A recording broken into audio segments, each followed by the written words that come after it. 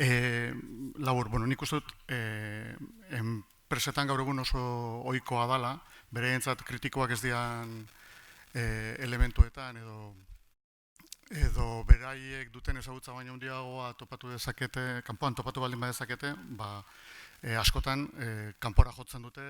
laguntza bila, hori produkzio arloan gertatzen da, trokelgintzan edo montaian, edo gerta daiteke hausnarketa estrategikoa egin behar dutenean, edo berdintasunaren kasuan, kalidadea olako kontutan. Iruditzen zait hizkuntza kudeaketaren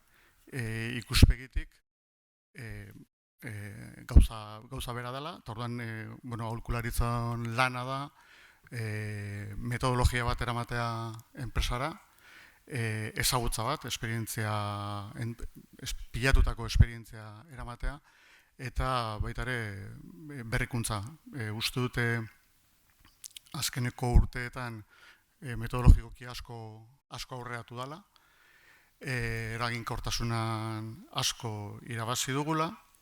baina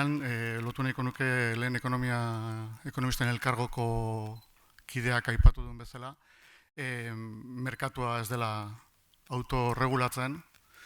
Orduan, iruditzen zaite gure ekarpena ez dagoela gure lanaren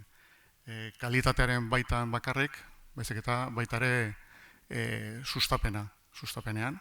Eragile guztion lerrokatzean norabide beretsuan, iruditzen zait momentu historiko batean gaudela. Belaunaldi aldaketak ematen nahi dialako enpresetan eta jende alfabetatua iristen nahi dalako enpresetako maila guztietara, gizarte aktibatzen nahi dalako, erantzunkizun soziala lantzen nahi dalako enpresa munduan. Orduan,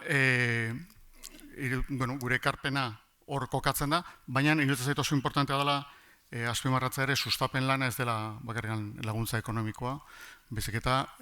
beste kontu batzuk ere egin daitezkela, eta gogoratuko nituzke mugarri batzuk egon direla azkeneko urteetan, 2006ko lanitz kanpaina, 2008ko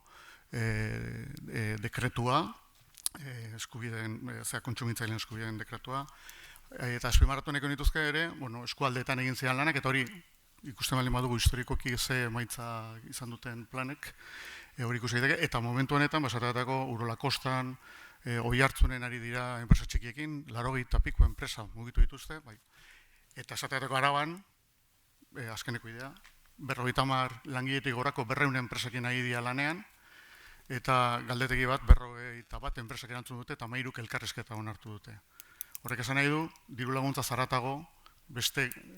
zerbitzu eskaintzak egin ezkero, ere eragina lor daitekela.